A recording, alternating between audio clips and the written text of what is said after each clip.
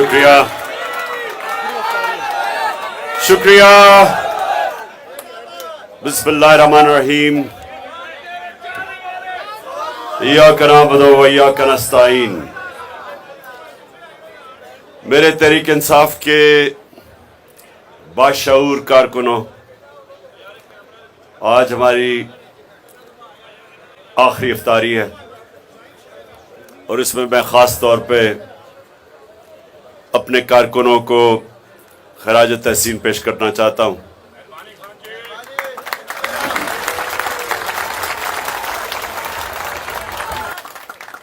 मेरी 27 साल की सियासी जद्दोजहद में मैंने किसी जमात में इस तरह के कारकुन नहीं देखे, जो मैं अल्लाह का लाख शुक्र अदा करता हूं जो उसने मेरी जमात में जिस तरह के कारकुनों को दा।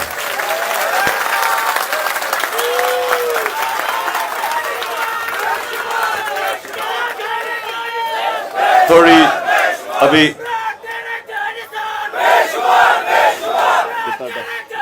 टाइम कितना? 20 मिनट है। 20 मिनट नौजवानों, 20 मिनट है। सुने मेरी बात, क्योंकि मैंने आपसे बड़ी अहम बातें करनी है, तो मैं आप सबको चाहता हूं कि खामोशी से आप मेरी ये 20 मिनट बात सुने। देखें, जो इस मेरे घर के इर्द गिर्द पिछले 3 महीने में मैंने देखा है, मैं फिर से अपने अल्लाह का शुक्र अदा करता हूं कि किसी जमात के पास ना ऐसे बाशऊर, ना ऐसे नजरियाती, ना ऐसे दिलेर कारकुन हैं। और इंशाअल्लाह अगले आने वाले दिनों में 26 तारीख तक, आज ईद मिलन से शुरू होगा, हम अपना जश्न भी बनाएंगे, खुशियां मनाएंगे।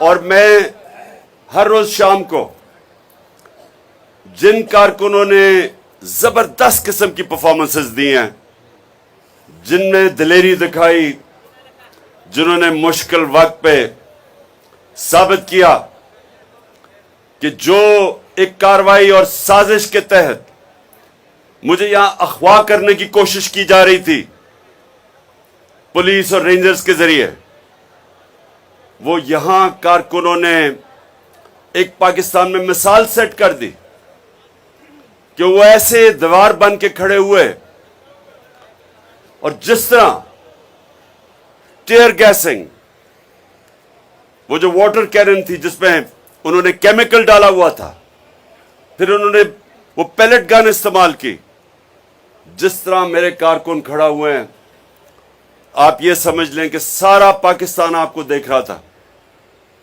सब पाकिस्तानी देख रहे थे कि क्या ये जो जंगल के कानून में इस मुल्क में ताकतवर जो मर्जी चाहे करे, तो अवाम ने, आप जैसे लोगों ने सारी अवाम को पैगाम दिया है कि हम पाकिस्तान को जंगल का कानून नहीं बनने देंगे। और ये हमारे नौजवान इंसाफ और आइन की और कानून की बालादस्ती के लिए खड़े होंगे। और माशाल्लाह जो आपने किया है, सारे पाकिस्तान ने देखा है, लोगों ने देखा जिस तरह पुलिस ने आके तशद्दुद किया। और हमें पता है पुलिस के पीछे कौन था जो ये सब कुछ करवा रहा था, वो आपको भी पता है, मुझे भी पता है। और पुलिस से भी जो लोगों को उठाया, जिस तरह का तशद्दुद किया, जेलों में बुरी तरह जानवरों की तरह रखने की कोशिश की कि शायद डर जाएंगे तहरीक इंसाफ के कारकुन। किसी को गलत फहमी नहीं होनी चाहिए कि नजरिए को कोई चीज शिकस्त नहीं दे सकती।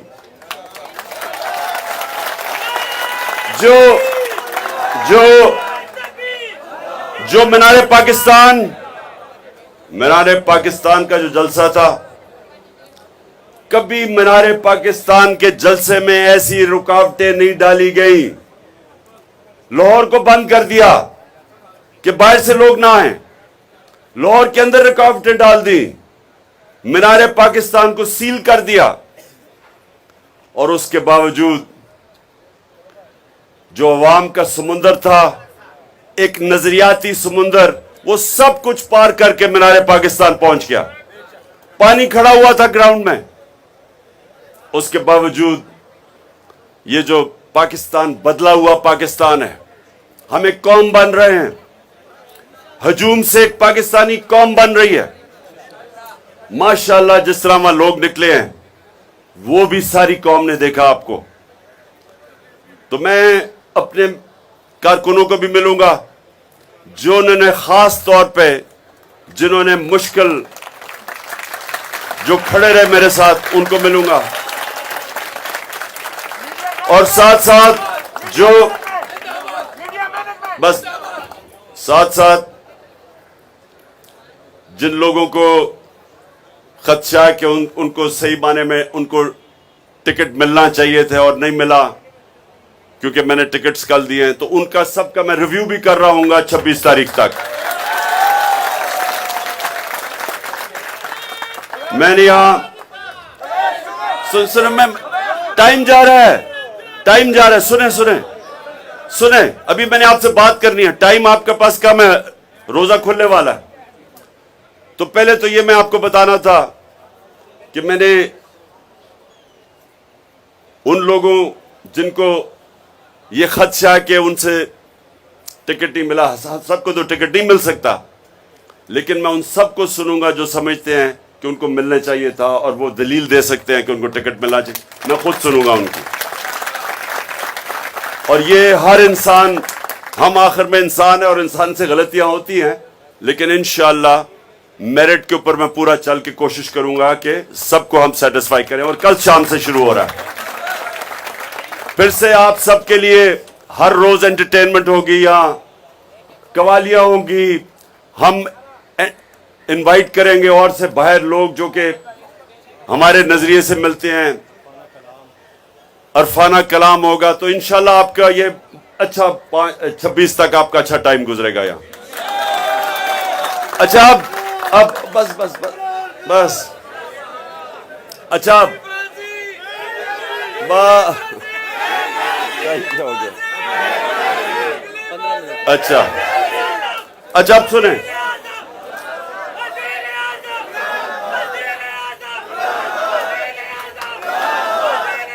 बस बस बस हमारे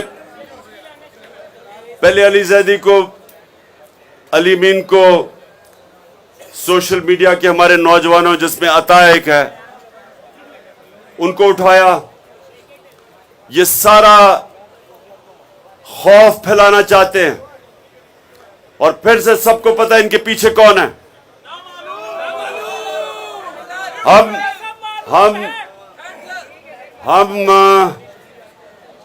पहले तो अली मीन को मैं दाद देता हूं, दिलेर आदमी है,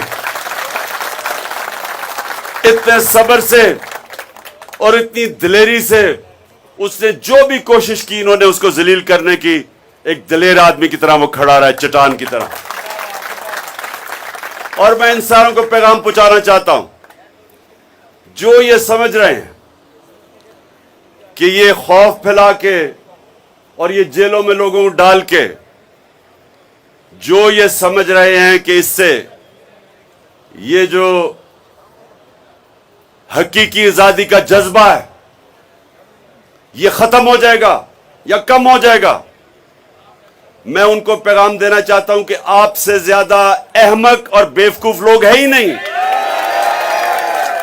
कभी भी नजरिया, जब एक नजरिए का वक्त आ जाए, कभी भी इस तरह की हरकतों से वो नहीं रुकता। ईस्ट पाकिस्तान को हमने गवाया, ईस्ट पाकिस्तान में एक जमात इलेक्शन स्वीप कर गई, पाकिस्तान के सबसे साफ और शफाफ इलेक्शन हुए, वो सारा ईस्ट पाकिस्तान में इलेक्शन जीत गई अवामी लीग। और बजाय अवाम के मैंडेट को मानने के, उसी जमात के ऊपर कार्रवाई शुरू कर दी, मिलिट्री ऑपरेशन शुरू कर दिए।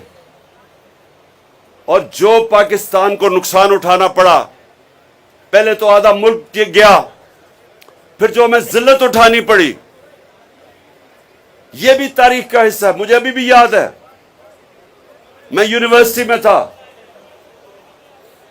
जब हमारा मुल्क टूटा है। मुझे अभी भी याद है, मैं उस वक्त बरतानिया में पढ़ रहा था।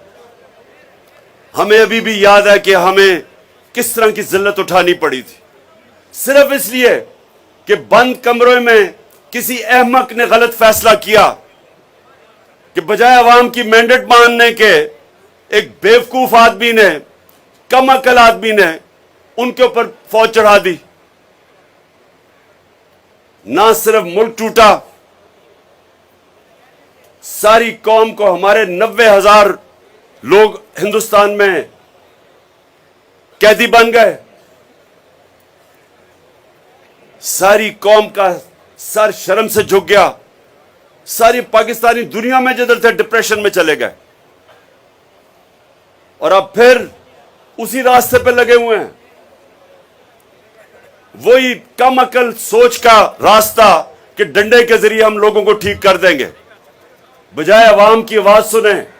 सारी अवाम खड़ी है, सारी कौम आज हकीकी आजादी चाह रही है, आइन चाह रही है, कानून चाह रही है, रूल ऑफ लॉ चाह रही है। वो तंग आ गए कि ताकतवर जो मर्जी करे कानून के ऊपर, और आम आदमी को इंसाफ ही ना मिल सके।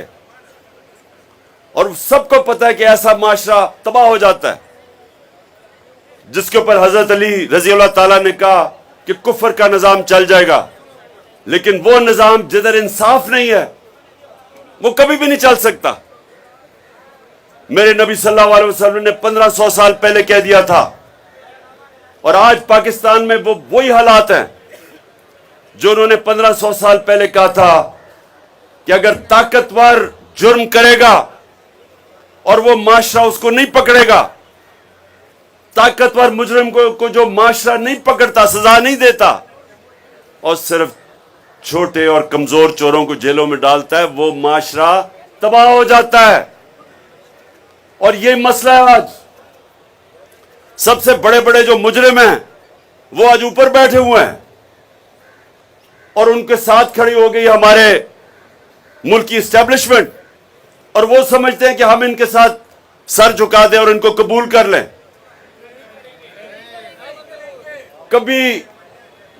कभी ये सोचा है कि हमें ये कौम को भेड़ बकरियां समझ के चोरों को ऊपर बैठा के और कहें कि हम इनको कबूल कर लेंगे? और जो कौम ये कबूल करती है वो तबाह हो जाती है, उसका कोई मुस्तकबिल नहीं है। इसलिए ये हमारी जो तहरीक है, हकीकी आज़ादी की तहरीक, इसलिए इसके ऊपर सख्तियां की जा रही हैं, क्योंकि जो ताकतवर ऊपर हैं ये कोशिश कर रहे हैं, ये पावर नहीं छोड़ना चाहते। पावर के अंदर अरबों रुपया है, इन सब के लिए पैसा बना रहे हैं। मुल्क का निजाम तबाह करके खुद सब पैसा बना रहे हैं, अपने जात के लिए मुल्क को तबाही की तरफ धकेल रहे हैं। इलेक्शन क्यों नहीं करवाना चाहते? क्योंकि उनको पता है कि अवाम किधर खड़ी है, इलेक्शन होगा तो इनका सफाया हो जाएगा। तो जो आइन कह रहा है उसके खिलाफ जा रहे हैं, सुप्रीम कोर्ट के फैसले के खिलाफ हर किस्म की धमकियां दी जा रही हैं चीफ जस्टिस को, सुप्रीम कोर्ट को, सिर्फ अपनी जात को बचाने के लिए। देखिए नौजवानों, ये याद रखें, जब एक कौम अपने आइन से पीछे हटती है और वो कौम सुप्रीम कोर्ट के फैसले नहीं मानती, उसके बाद वहां कानून खत्म होता है और जंगल का कानून आ जाता है। ताकतवर जो मर्जी चाहे करे, और आम आदमी को जब इंसाफ नहीं मिलता, वो माशरे का कोई मुस्तकबिल नहीं है। तो आप समझ जाएं कि आप अपने और अपने बच्चों के मुस्तकबिल की आज जंग लड़ रहे हैं। आप पॉलिटिक्स नहीं कर रहे, ये पॉलिटिक्स नहीं है, ये जहाद है। ये हकीकी आज़ादी की जहाद लड़ रहे हैं। और इसलिए आज़ादी की अल्लाह ने इतनी अहमियत रखी है, हमारे दीन में आज़ादी की जद्दोजहद की इतनी अहमियत अल्लाह ने इसलिए रखी है कि आज़ाद कौम ही की परवाज ऊपर है, गुलाम ऊपर नहीं जा सकते। तो इसलिए अल्लाह हमें इस हकीकी आज़ादी की जद्दोजहद आजादी की जदोजहद में जब इंसान मरता है उसको शहीद कहते हैं, बचता है वो गाजी है। उनका रुतबा बहुत ऊपर है हमारे दीन में, क्योंकि अल्लाह को पता है, क्योंकि सारा कुछ कुरान में हमारी बेहतरी के लिए है। अल्लाह कुरान में हर चीज हमारी बेहतरी के लिए करता है, लिखता है। और जब एक इंसान अपनी आजादी के लिए जदोजहद करता है, वो अपनी बेहतरी करता है। जो लोग गुलामी कबूल करते हैं वो असल में ला इलाहा इल्लल्लाह की नफी करते हैं। समझ गए? ला इलाहा इल्लल्लाह कोई नहीं है खुदा सिवाय अल्लाह के। और जब आप गुलामी करते हैं इसका मतलब आप और खुदाओं को कबूल कर लेते हैं। जिस तरह एक शेर है कि एक सजदा जिसको तू गिरान समझता है देता है हजारों सजदों से निजाहत। एक सजदा अल्लाह के सामने करते हैं दिल से, आपको अल्लाह आजाद कर देता है और सजदों से आपको एक गैरतमंद जिंदगी गुजारने का मौका देता है। ला इलाहा इल्लल्लाह।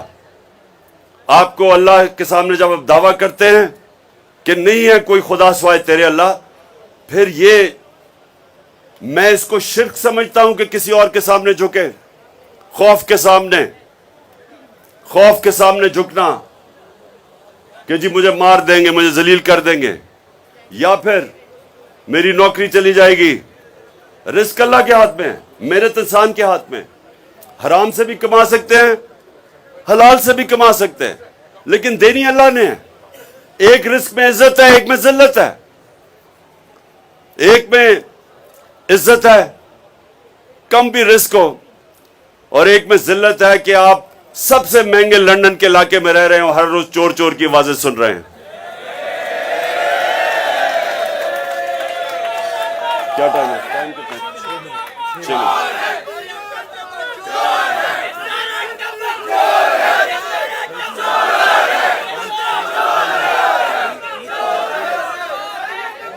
अच्छा, अब ईद के लिए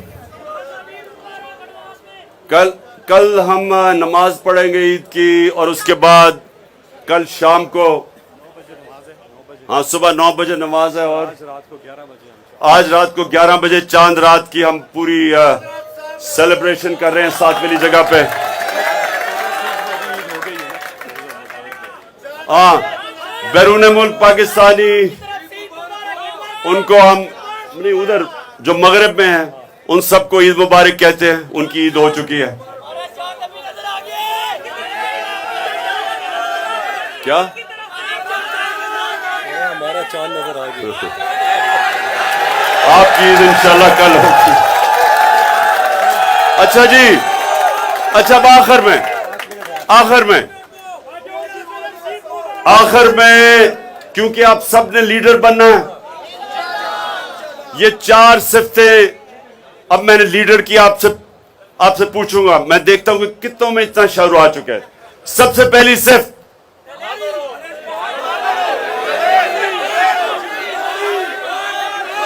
सबसे पहले एक बुज़दिल आदमी लीडर नहीं बन सकता, दिलेरी चाहिए। और इसीलिए कुरान की आयत है कि जो लोग ईमान ले आए मैं उनके खौफ दूर कर देता हूं। अल्लाह कहता है ईमान आपके खौफ दूर कर देता है, क्योंकि जिंदगी मौत अल्लाह के हाथ में, इज्जत जिल्लत उसके हाथ में, और रिस्क उसके हाथ में। सो दिलेरी नंबर 1। नंबर 2,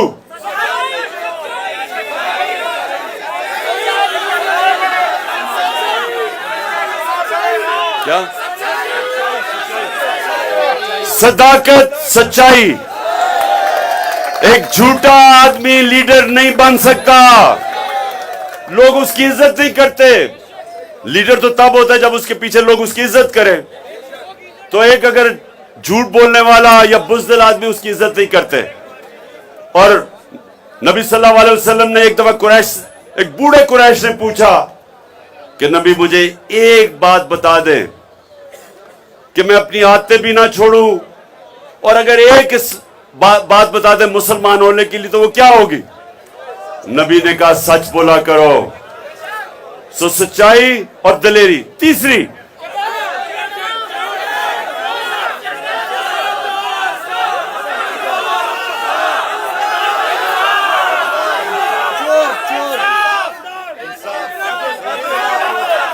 तीसरी चीज, अमानतदार, इंसाफ करने वाला।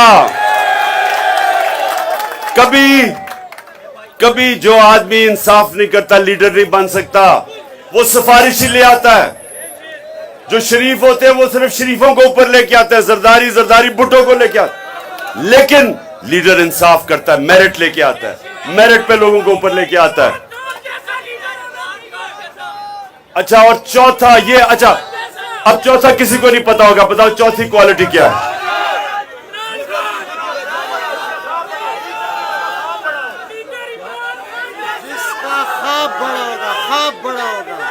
सुने जरा, ये बड़ा जरूरी है। अब ये चौथी चीज लीडर बनने के लिए बड़ी जरूरी चौथी चीज क्या है? लीडर का जो ख्वाब होता है, सुने नहीं हो, वो अपने से बड़ा होता है।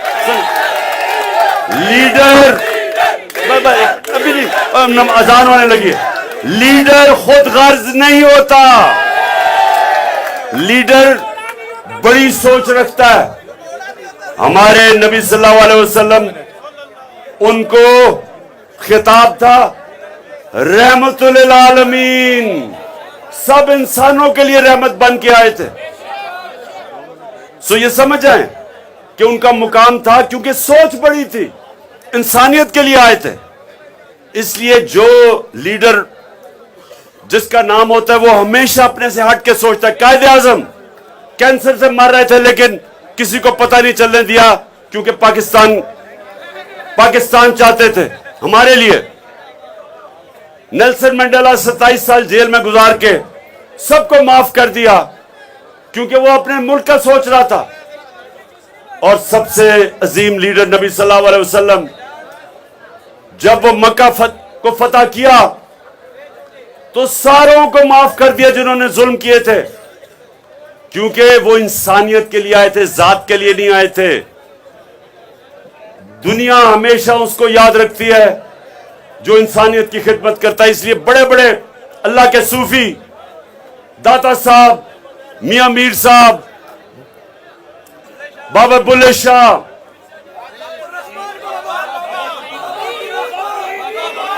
पाकपटन के हमारे बाबा फरीद, निजामुद्दीन औलिया, मोइनुद्दीन चिश्ती, आज भी लाखों लोग उनके मज़ारों पे जाते हैं, क्योंकि वो इंसानियत के लिए आए थे, आशिक रसूल थे सब, नबी सल्लल्लाहु अलैहि वसल्लम की सुन्नत पे चल रहे थे।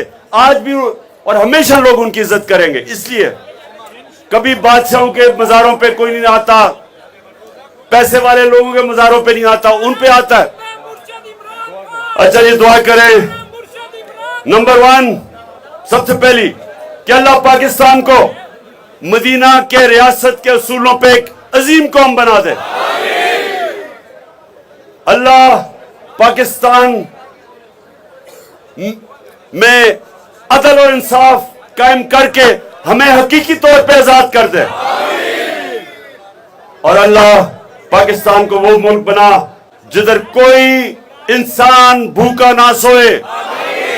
और चौथी चीज कि अल्लाह पाकिस्तान को इतना खुशहाल कर, हमारी जद्दोजहद से हकीकी आजादी की यहां कायम करके इतना खुशहाल कर पाकिस्तान को कि बाहर से लोग पाकिस्तान में नौकरियां ढूंढने आए। आमीन। और शान मगरिब